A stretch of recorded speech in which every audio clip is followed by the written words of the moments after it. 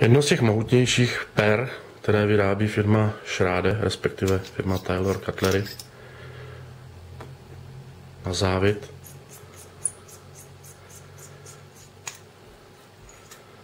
Standardní náplň, zcela běžná.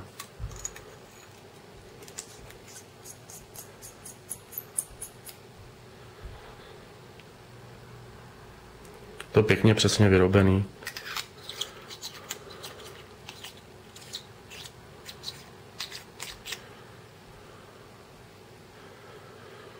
Tady je jistá ploška, kdyby se asi dalo něco tisknout nebo možná i gravírovat. Netuším, jestli do tohohle černění se dá gravírovat.